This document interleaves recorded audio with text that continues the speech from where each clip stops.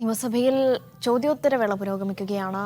മന്ത്രി വീണ ജോർജാണ് ചോദ്യങ്ങൾക്ക് മറുപടി നൽകുന്നത്. ഇന്ന് നന്ദിപ്രമേയ ചർച്ച ഉൾപ്പെടെ നടക്കാനിരിക്കുന്നു. ഗവർണർ ആരിഫ് മുഹമ്മദ് ഖാനെതിരെ രൂക്ഷ വിമർശനം ഉൾപ്പെടെ ഉയരാനുള്ള സാധ്യതകളുണ്ട്.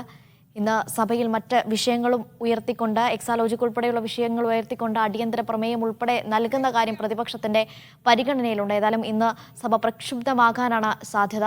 ഏതായാലും ഇപ്പോൾ ചോദ്യോത്തരവേള നിയമസഭയിൽ പുരോഗമിച്ചുകൊണ്ടിരിക്കുകയാണ്. മന്ത്രി വീണ ജോർജാണ് ചോദ്യങ്ങൾക്ക് മറുപടി നൽകുന്നത്.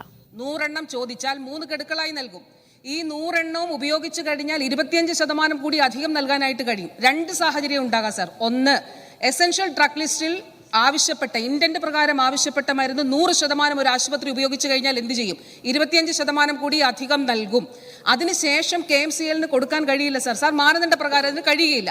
അപ്പോൾ എന്താണ് ചെയ്യുന്നത്? ആശുപത്രിയുടെ വിവിധ സ്കീമുകളിൽ ഉൾപ്പെടുത്തിക്കൊണ്ട് ആ മരുന്നുകൾ ലഭ്യമാക്കുന്നതിന് സാധിക്കും. അതല്ലെങ്കിൽ മറ്റ് ഇൻസ്റ്റിറ്റ്യൂഷനിൽ നിന്ന് ആ മരുന്നുകൾ ലഭ്യമാക്കാൻ സാധിക്കും. സർ, എസൻഷ്യൽ ഡ്രഗ് ലിസ്റ്റിൽ ഇല്ലാത്ത മെഡിസിൻ രണ്ടാമത്തെ കാറ്റഗറി എന്ത് ചെയ്യും? എസൻഷ്യൽ ഡ്രഗ് ലിസ്റ്റിൽ ഇല്ലാത്തത് കാരുണ്യ ഫാർമസി വഴി അവൈലബിൾ ആക്കുന്നതിന് കൂടുതൽ വിവരങ്ങളുമായി സൈഫ, ഇപ്പോൾ സഭയിൽ ചോദ്യോത്തരവേള പുരോഗമിച്ചുകൊണ്ടിരിക്കുന്നു. നന്ദിപ്രമേയ ചർച്ച നടക്കാനിരിക്കുന്നു. ഇന്ന് എന്തൊക്കെ സഭയിൽ നിന്ന് പ്രതീക്ഷിക്കാം? ആവശ്യമായിട്ടുള്ള മരുന്നുകൾ പ്രാദേശികമായി കാരുണ്യ ഫാർമസികളിൽ ലഭ്യമാക്കുന്നതിന് സഭ പ്രക്ഷുബ്ധമാകുമെന്ന കാര്യത്തിൽ സംശയമില്ല.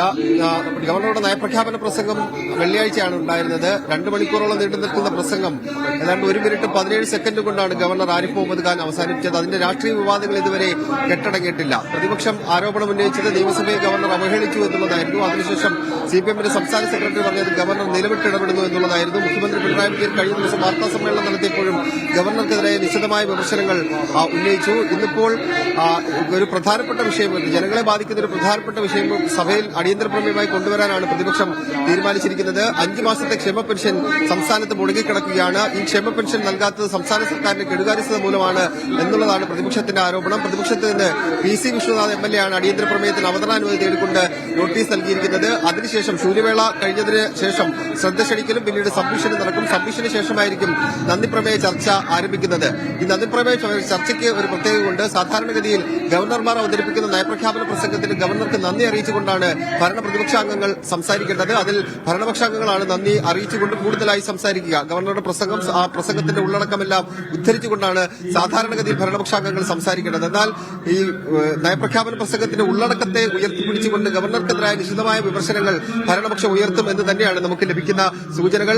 ആദ്യം സംസാരിക്കുന്നത് ഈ ചന്ദ്രശേഖരനായിരിക്കും. അതിനുശേഷം ഭരണപക്ഷത്തെ വിവിധ ആൾക്കാർ സംസാരിക്കുമ്പോൾ ഗവർണർക്കെതിരായ വിമർശനങ്ങൾ അതിൽ ഉണ്ടാകും എന്ന് തന്നെയാണ് നമ്മൾ പ്രതീക്ഷിക്കുന്നത്.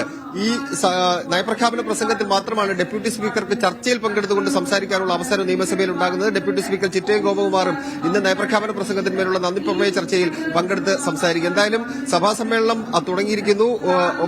10 മണിക്ക് ശൂന്യവേള ആരംഭിക്കുമ്പോൾ അടിയന്തര പ്രമേയത്തിന് അവതരണാനുമതി കിട്ടിയില്ലെങ്കിൽ പ്രതിപക്ഷം കടുത്ത പ്രതിഷേധങ്ങൾ ഉയർത്താൻ തന്നെയാണ് സാധ്യത.